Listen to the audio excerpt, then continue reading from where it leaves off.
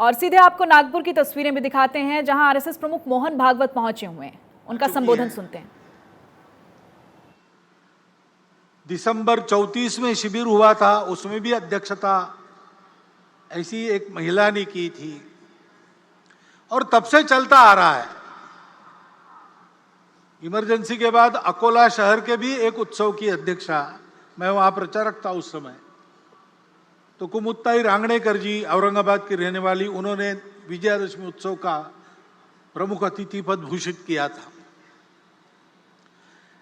क्योंकि संपूर्ण समाज को संगठित करना है तो समाज तो दोनों से बनता है। हमारे यहां यह दृष्टि है, पुरुष श्रेष्ठ की महिला श्रेष्ठ, ऐसा वाद हम नहीं करते, क्योंकि हम ये जानते हैं कि दोनों के बिना समाज नहीं बनता, दोनों के बिना सृष्टि नहीं होती। ये दोनों परस्पर पूरक है, ये हमारी भारतीय दृष्टि है। दोनों का काम है और दोनों का काम परस्पर पूरक है। इसलिए व्यक्ति निर्माण का काम करने वाली शाखाएं तो संघ की अलग, राष्ट्र सेविका समिति की अलग, महिलाओं के लिए उनकी चलती है, पुरुषों के लिए हमारी चलती है। लेकिन समाज के बाकी सारे कामों में पुरुष महिला एकत्र मिलकर काम करते हैं, यह चलते आ रहा है। डॉक्टर साहब के समय की जो परिस्थिति थी, उस समय व्यक्ति निर्माण के काम के लिए 2 संगठन हो गए, लेकिन बाकी सभी कामों में सब मिलकर काम करते हैं, क्योंकि यह पूरकता की दृष्टि है। संपूर्ण समाज का संगठन करना है तो संख्या की दृष्टि से आधा भाग हमारे समाज का मातृशक्ति का है, उसकी उपेक्षा नहीं की जा सकती। उनको भी सशक्त करना पड़ेगा। हमारे यहां उनको माता मानते हैं, वत्सलता उनका गुण है, जगत जननी के रूप में उनकी कल्पना करते हैं। लेकिन ऐसी कल्पना करते करते क्या हमको विस्मृति हो गई पता नहीं, हमने उनकी सक्रियता के दायरे को सीमित कर दिया।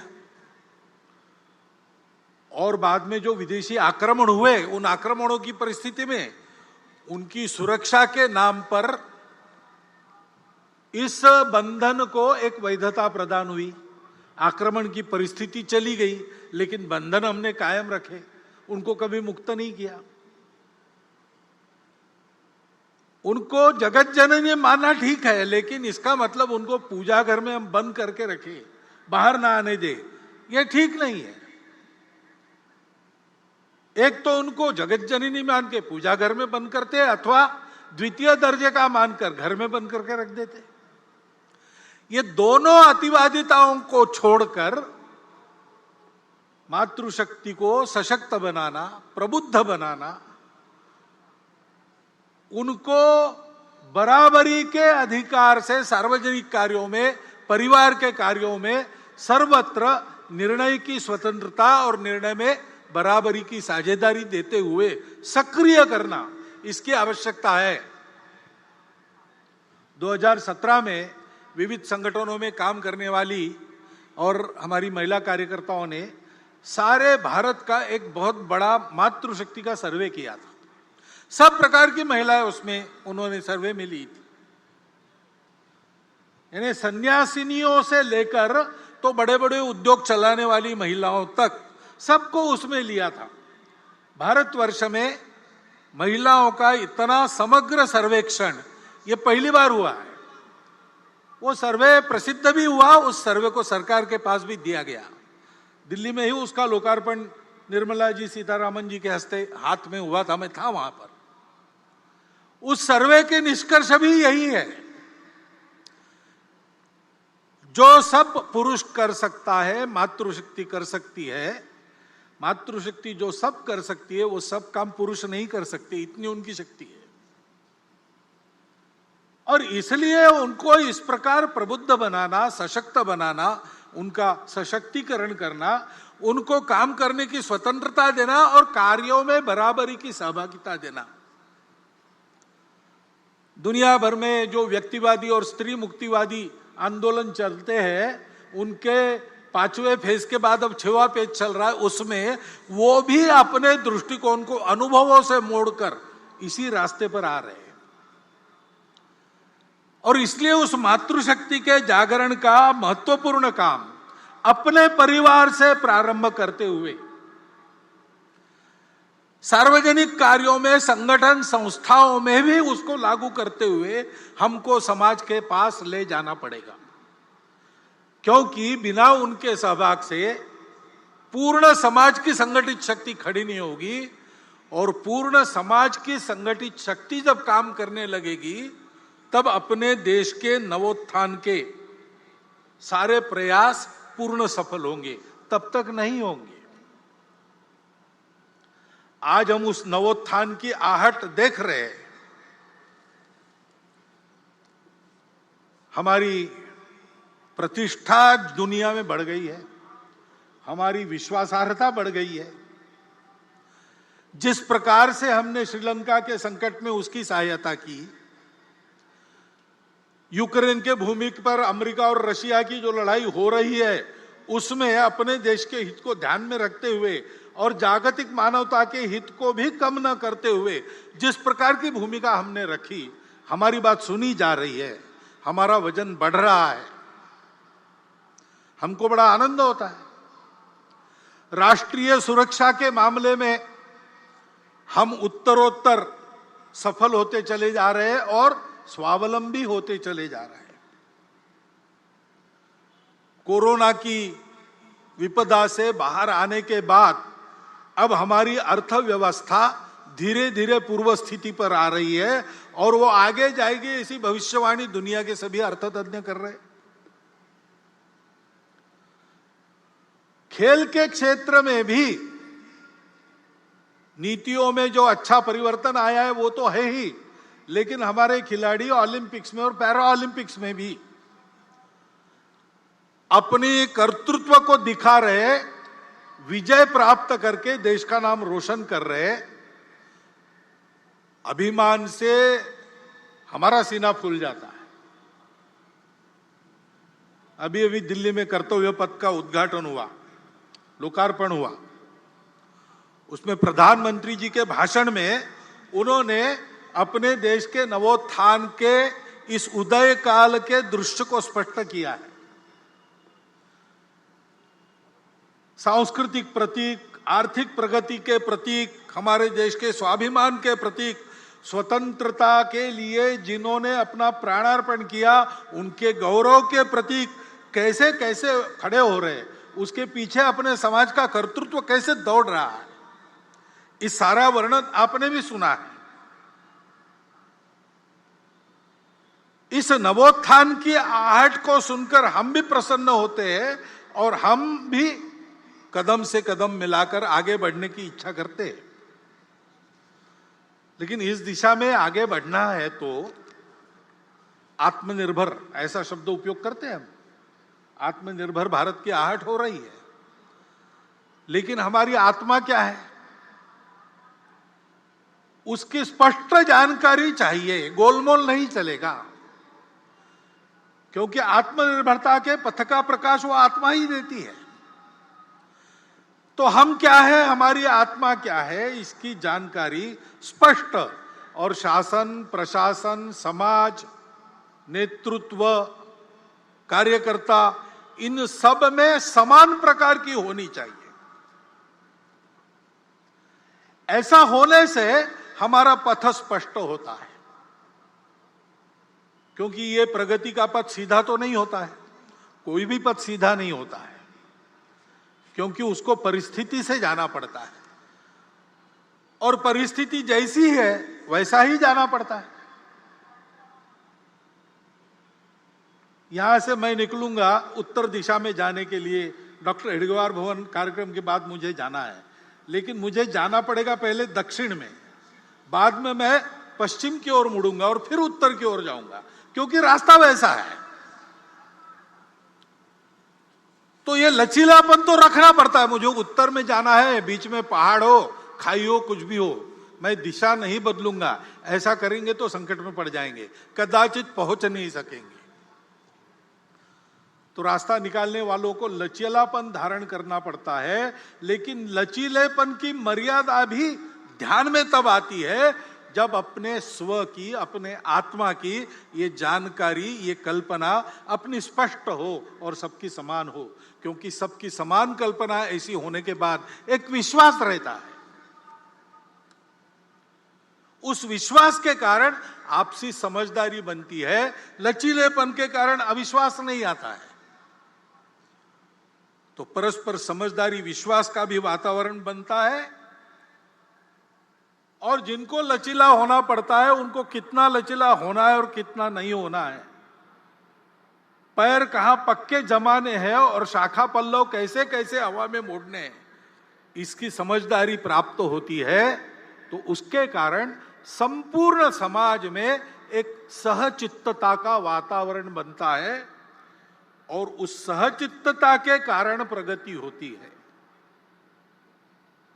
प्रत्येक व्यक्ति के और सामूहिक रूप से हमारे समाज के राष्ट्रीय चरित्र का ये महत्व का घटक है, सहचित्तता।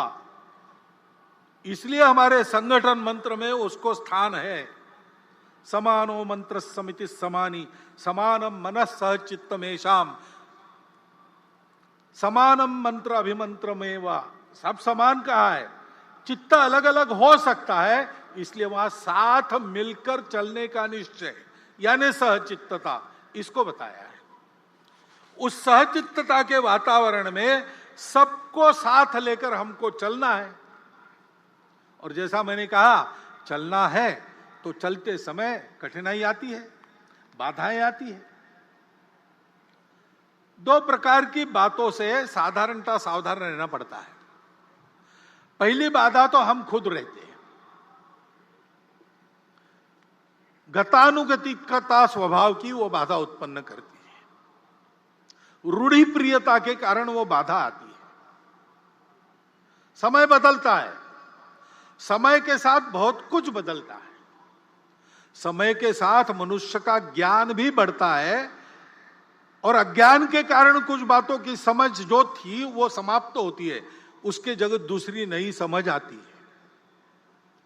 उसके अनुसार चलना पड़ता है। लेकिन रूढ़िबद्धता इस बात को रोकती है। और उसके अनुसार चलना तो है, लेकिन बदलकर चलने के चक्कर में बहुत कुछ पहले अनुभव से जो चलते आ रहा है उसमें जो शाश्वत होता है, जैसे हमारी अतिथि महोदया ने बार बार सनातन संस्कृति का उल्लेख किया।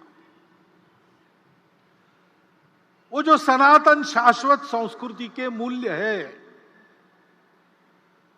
उनको छोड़ने से काम नहीं चलता। उसी बुनियाद पर नया युगानुकूल, देशानुकूल प्रतिमानक कौन सा होगा, ऐसा विचार करके चलना पड़ता है। तो नित्य नूतन होना पड़ता है, लेकिन चिर पुरातन भी रहना पड़ता है। सनातन और नित्य नूतन ये साथ चलते हैं। बिना सनातन के नित्य नूतनता भटका देती है, कटी पतंग हो जाती है। और बिना नूतनता के, वो अंग्रेजी कविता प्रसिद्ध है,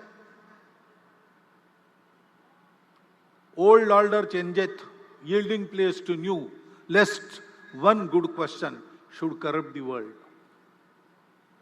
परिवर्तन ये दुनिया का नियम है, उसके साथ चलना पड़ता है, लेकिन उसके साथ चलते चलते भटक न जाए, इसलिए सनातन पर पैर पक्के रखने पड़ते हैं। ये करने से मन की गतानुगतिकता हमको रोकती है। हमको उससे बाहर आकर अपने उस सनातन संस्कृति के मूल्यों का युगानुकूल, देशानुकूल अभिव्यक्ति करने वाला रूप क्या है, संपूर्ण दुनिया से जो आता है उसमें भी लेने लायक क्या है, उसको देशानुकूल कैसे बनाते, ऐसा विचार करना पड़ेगा। दूसरे प्रकार की जो बाधा है, सनातन मूल्यों का क्षरण न हो, ये देखकर चलते समय और भी एक बाधा है, वो बाहर से आती है, जो भारतवर्ष की प्रगति को होने नहीं देना चाहते। उसलिए भारतवर्ष के समाज में किसी प्रकार का सद्भाव, सामंजस्य जो नहीं चाहते, जिनके स्वार्थों को मार मिलेगी, ऐसा उनको डर लगता है। ऐसा होने से वो सारी शक्तियां बाधा उत्पन्न करती है। अब उनके साधन भी होते हैं, अपना स्वार्थ साधने के लिए असत्य विमर्श पैदा करते हैं, गलत विमर्श पैदा करते हैं, हमको भटकाने के लिए, हमारे मन में द्वेष उत्पन्न करने का प्रयास करते हैं, हमारे बीच दूरियां बढ़ाने का प्रयास करते हैं। ऐसे सतत उनके प्रयास चलते हैं जिससे इस देश में एक आतंक का वातावरण हो, कलह बढ़े, देश में एक प्रकार से अराजकता हो जाए, नियम कानून के प्रति सम्मान न रहे,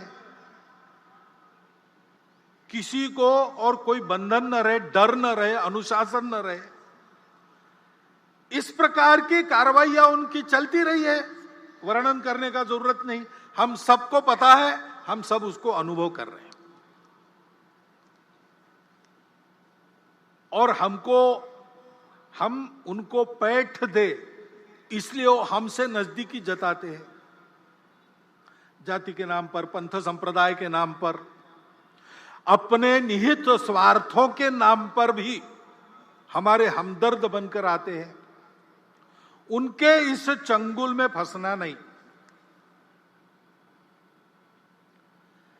राष्ट्र विरोधी ऐसी बातों का निर्भयतापूर्वक और निर्मोही होकर अपने पराये का विचार न करते हुए हमको निषेध ही करना पड़ेगा, प्रतिकार भी करना पड़ेगा।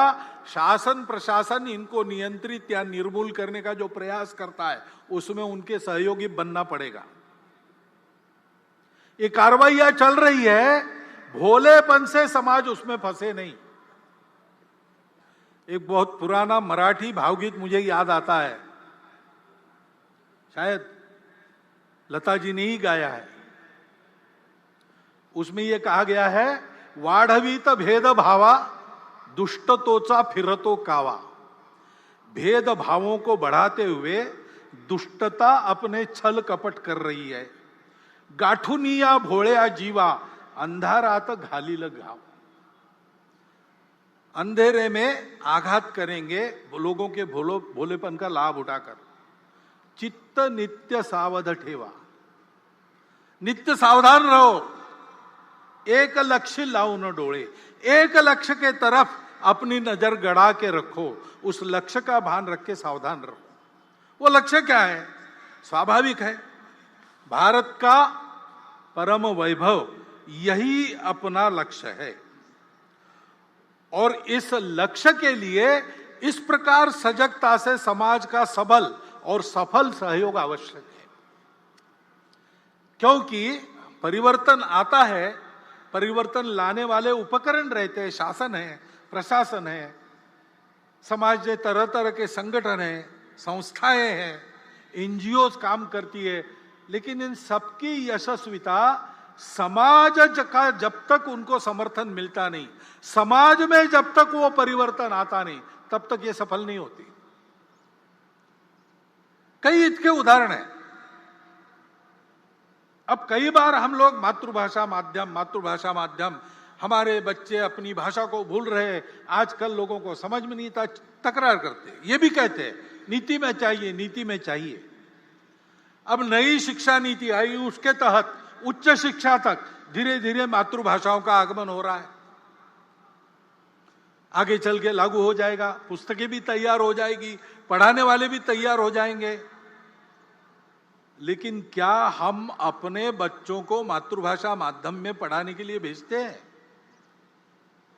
कि एक जो मिथक चलता है, करियर के लिए अंग्रेजी आवश्यक है। करियर के लिए अंग्रेजी आवश्यक नहीं है। मैं अकेला ये नहीं कहता हूं। पुणे में एक प्रदीप लोखंडे जी है, सप्रेम नमस्कार विनंती विशेष, ऐसा उनका नाम पड़ा है।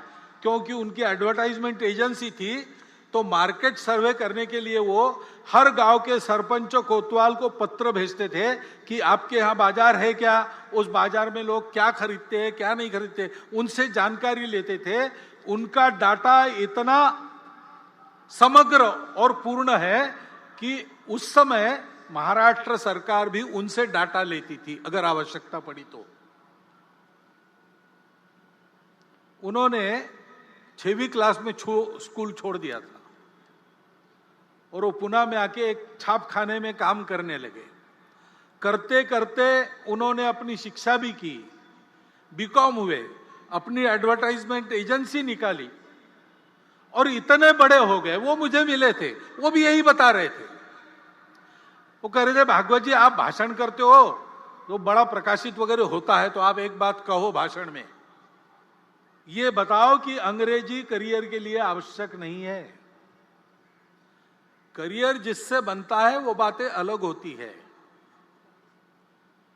और आज देखेंगे तो मूर्धन्य अपने देश के जिस क्षेत्र में जितने व्यक्ति है, लगभग सब लोग 80% मैट्रिक तक तो मातृभाषा में ही पढ़े। ऐसा होने के बाद भी और शासन की नीतियां इस ओर आने के बाद भी अगर हम अपने बच्चों को मातृभाषा में पढ़ाने वाले स्कूलों में नहीं भेजेंगे तो क्या वो नीति यशस्वी होगी? और केवल मांग करने से होगा? मातृभाषा की चर्चा तो हम बहुत करते हैं, क्या सब जगह अपने हस्ताक्षर हम अपनी मातृभाषा में करते हैं? क्या हमारे घर पर जो नाम फलक टंगा है, नेम प्लेट, उस पर हमने अपना नाम, अपने कुल का नाम मातृभाषा में लिखा है? अपने घर के कार्य प्रसंगों के निमंत्रण हम भेजते हैं, अपने परिचित मित्र लगभग सब 90% तो भारत के ही होते हैं, रिश्तेदार भी भारत के ही होते हैं, क्या वो हम अपनी मातृभाषा में उनको भेजते हैं? अपने से जब ये परिवर्तन समाज करता नहीं, तब तक मातृभाषा की नीति कैसे सफल होगी?